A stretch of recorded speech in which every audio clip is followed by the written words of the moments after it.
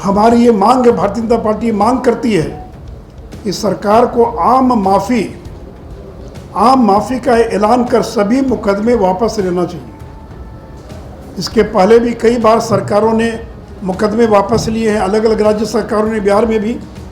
तो जितने मुकदमे चल रहे हैं शराबबंदी से जुड़े हुए, यानी 1 अप्रैल के पहले के जितने मुकदमे FIR हैं, उन सारे मुकदमों को विड्रॉ किया जाए, वापस लिया जाए। तो सरकार को जिन लोगों को विलम्ब से मुआवजा दिया जा रहा है उनको ब्याज सहित मुआवजा मिलना चाहिए। यानी 2017 में जिसकी मौत हो गई उसको आज अब 5 साल के बाद 4 लाख दे रहे हैं। अगर तत्काल पैसा दे दिया होता तो उसका परिवार जो है बच जाता, उसका परिवार बच्चों की पढ़ाई करा पाता। तो इसलिए वैसे लोगों को चूँकि आपने विलम्ब किया है देने में, कानूनी प्रावधान है, आप देकर कोई एहसान नहीं कर रहे हैं, क्योंकि एक्साइज एक्ट की धारा 42 में प्रावधान है। अगर प्रावधान नहीं होता तो 2016 में गोपालगंज के खजूरबन्नी में 19 लोग जो मरे उनको 4 लाख का मुआवजा क्यों दिया आपने? कैसे दिया मुआवजा? किस नियम के तहत मुआवजा दिया? अगर मुझे पता नहीं है, आंसू तो नहीं ना बहाया उन्होंने। सम्राट चौधरी ने आंसू बहाया क्या कि मर गए, बड़ा गलत हुआ?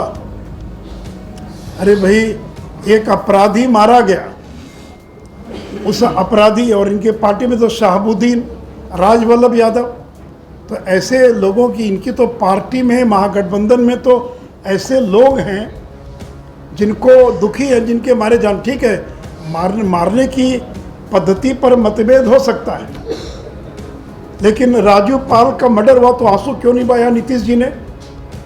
100 से ज़्यादा मुकदमे चल रहे, कितनी विधवाएं हो गई, कितने लोगों का कत्ल करा दिया। कभी आपने उस पर तो सहानुभूति नहीं प्रकट की कि बड़ा गलत काम किया, कभी कंडेम तो नहीं किया।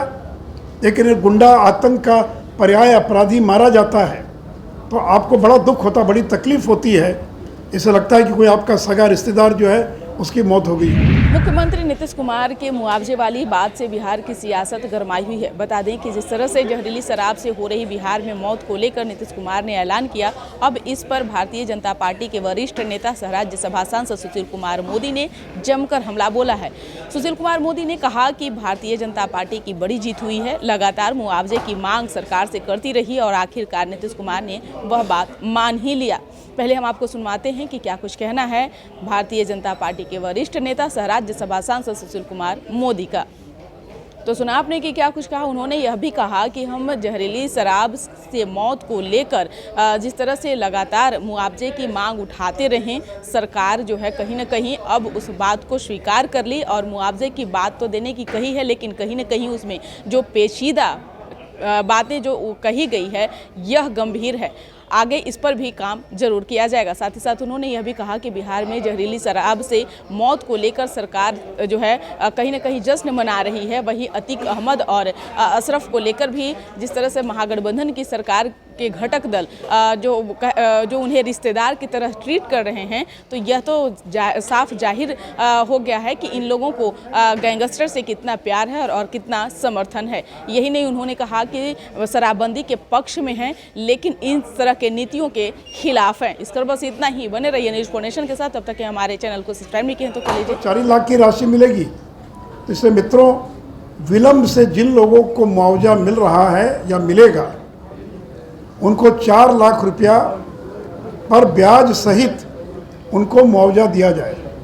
दूसरा, मैंने कहा कि गंभीर रूप से जिनकी आंखों की रोशनी चली गई, दिव्यांग हो गए, उनको 2 लाख और बाकी अन्य 20,000 रुपया जो है, और मुआवजा भुगतान की प्रक्रिया को सरल किया जाए।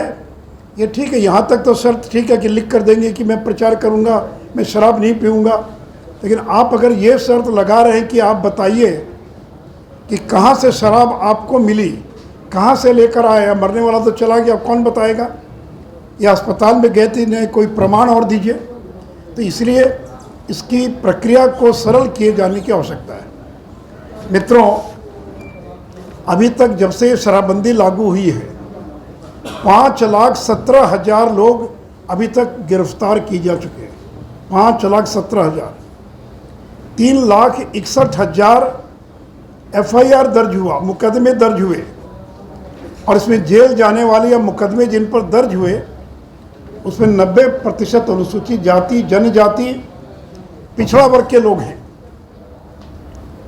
और इसलिए हमारी ये मांग है, भारतीय जनता पार्टी मांग करती है कि सरकार को आम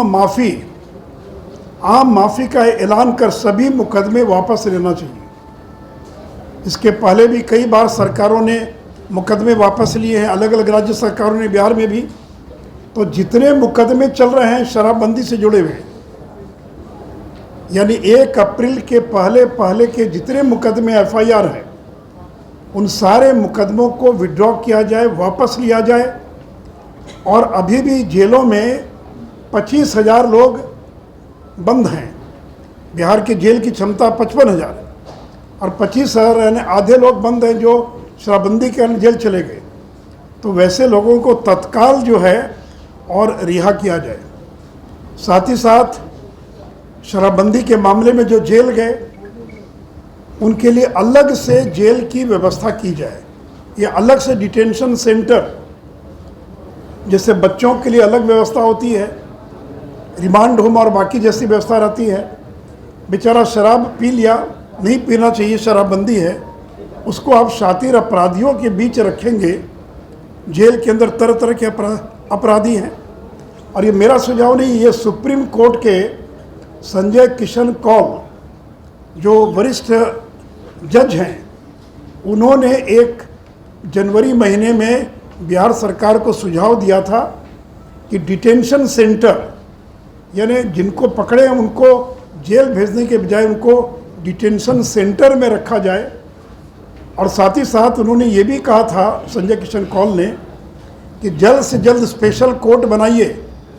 और मुख्यमंत्री की बार बार घोषणा थी कि स्पीडी ट्रायल कराएंगे, स्पेशल कोर्ट बनाएंगे। तो संजय किशन कौल की बेंच ने जनवरी में पूछा बिहार सरकार से, अभी तक आपने स्पेशल कोर्ट का गठन नहीं किया, कब तक स्पेशल कोर्ट का गठन करेंगे, कब जज की नियुक्ति करेंगे? और अगर आप नहीं कर सकते हैं तो हमको मजबूरन जेल में बंद सभी लोगों को रिहा करने का आदेश देना पड़ सकता है। यह मेरा वक्तव्य नहीं, ये सुप्रीम कोर्ट के वरिष्ठ जो जज हैं संजय किशन कौल, ये उनका वक्तव्य है। इसलिए मित्रों, आपने मुआवजे की तो घोषणा कर दी, लेकिन जो मुकदमे हैं, अब इतनी बड़ी संख्या में मुकदमे कि कोर्ट कोई दूसरा काम नहीं कर रहा है। कोर्ट के पास एक ही काम है। कई बार पटना हाईकोर्ट ने, सुप्रीम कोर्ट ने फटकार लगाई कि हमको दूसरा काम भी करें या केवल बिहार के शराबबंदी के मामलों में बेल पर ही बेल की सुनवाई करते रहें। तो जेलों के अंदर जगह नहीं है, इतनी बड़ी संख्या में लोग बंद हैं। कोर्ट के अंदर दूसरा कोई काम नहीं हो रहा, केवल शराबबंदी से जुड़े मामले हैं। तो अगर आप आम माफ़ी का ऐलान कर देते हैं, मुकदमे वापस ले लेते हैं, तो वैसी स्थिति में जेल में भी जगह हो जाएगी। कोर्ट के ऊपर जो बोझ बना हुआ है वो बोझ भी और कम हो जाएगा। साथ ही साथ सबसे आश्चर्य की बात है कि 6 साल में सरकार के अनुसार 30 घटनाएं घटी जहरीली शराब से। हमारे अनुसार ये संख्या कम से कम भी नहीं तो 60-65 से कम नहीं होगी। लेकिन एक मामले को छोड़कर किसी मामले में किसी माफिया को आज तक सजा नहीं हुई, ये सरकारी रिकॉर्ड बता रहा है। अभी तक मोतिहारी जिले में 38 से ज़्यादा लोगों के मरने का समाचार है। तो बिहार में 500 से ज़्यादा लोग जहरीली शराब पीने से तक मर चुके हैं। उनके प्रति आंसू बहाने के बजाय, उनके प्रति दुख प्रकट करने के बजाय माननीय मुख्यमंत्री और डिप्टी सीएम ऐसा विलाप कर रहे हैं अतीक अहमद के मरने पर जैसे लगता है कि उनका कोई सगा रिश्तेदार की मौत हो गई हो। दिग्विजय सिंह ने कहा ओसामा जी, और डिप्टी सीएम करें अतीक जी। एक गुंडा, माफिया, आतंक, अत्याचार, अधर्म का प्रतीक गैंगस्टर का अंत होने पर ये लोग बहुत दुखी हैं।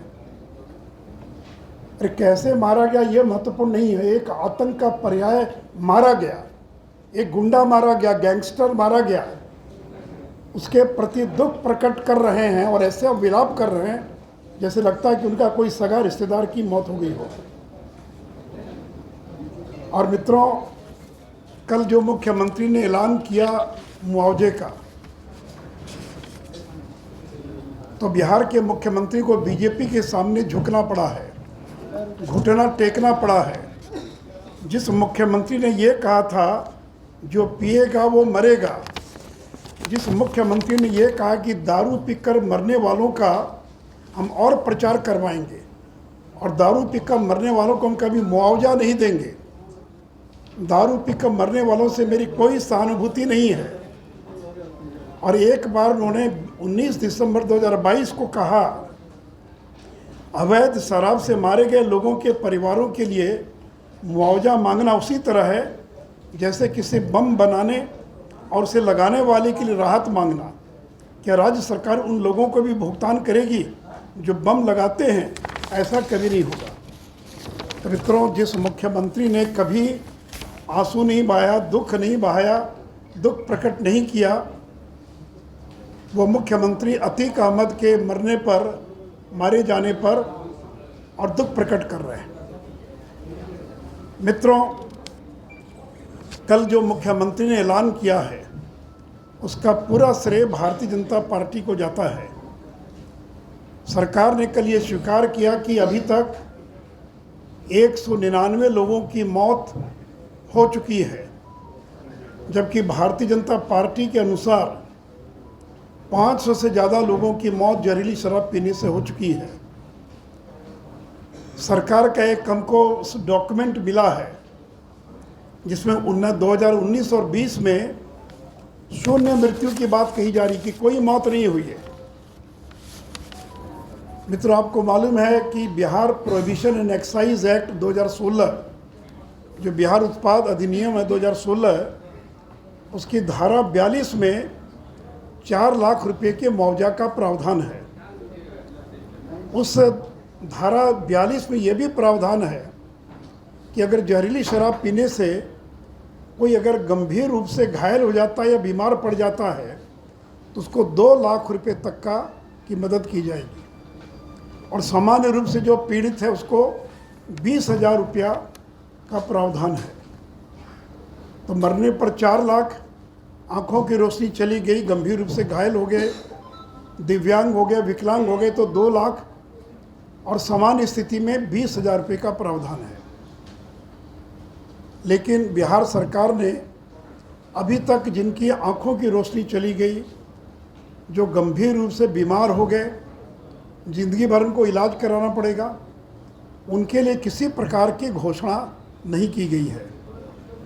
और जो मुआवजे की प्रक्रिया है उसको इतना पेचीदा बना दिया गया है कि अगर पोस्टमार्टम रिपोर्ट नहीं है, अस्पताल में भर्ती कराए इसका प्रमाण नहीं है, शराब विक्रेता का नाम बताना पड़ेगा, तो ऐसी ऐसी शर्तें लगा दी गई है कि इसमें पोस्टमार्टम के अलावा अधिकांश लोगों को कोई सहायता नहीं मिल पाएगी। साथ ही साथ 2016 से जब से ये कानून बना तब से उसी साल मुआवजा मिलना चाहिए था 2016 से, जो 17 में मरे, 20 में मरे, लेकिन सरकार 3 साल, 4 साल, 5 साल विलम्ब से मुआवजा दे रही है। तो परिवार तो उजड़ गया, बर्बाद हो गया।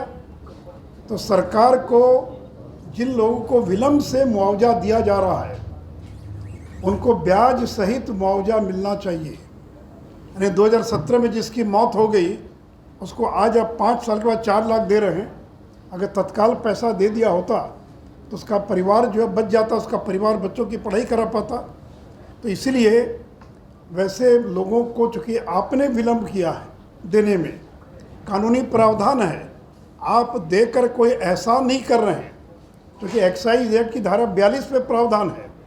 अगर प्रावधान नहीं होता तो 2016 में गोपालगंज के खजूरबन्नी में 19 लोग जो मरे उनको 4 लाख का मुआवजा क्यों दिया आपने?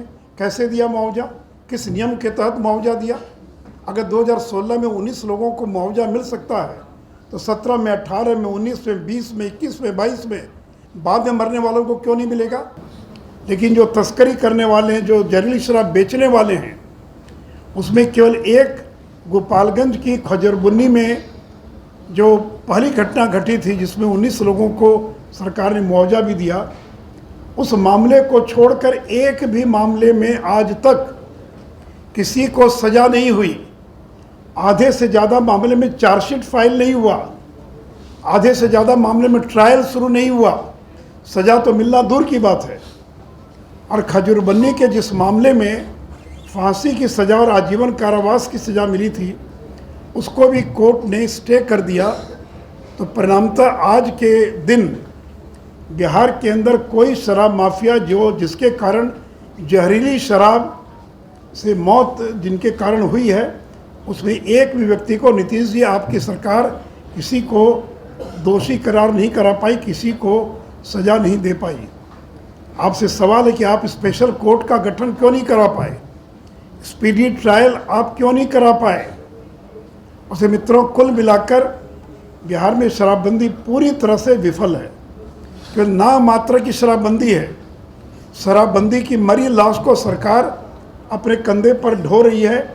अब नाम मात्र की बिहार में शराबबंदी रह गई है। तो इसलिए मित्रों,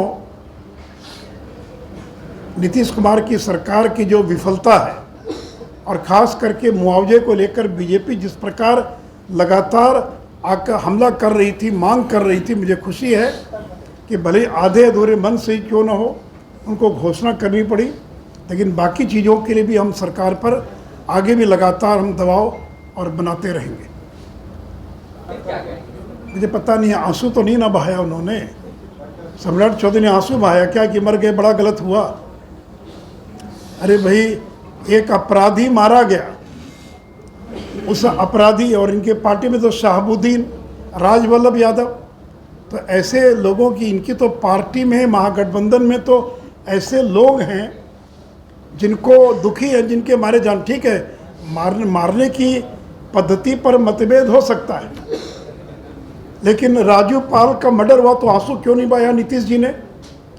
100 से ज़्यादा मुकदमे चल रहे, कितनी विधवाएं हो गई, कितने लोगों का कत्ल करा दिया। कभी आपने उस पर तो सहानुभूति नहीं प्रकट की कि बड़ा गलत काम किया, कभी कंडेम तो नहीं किया।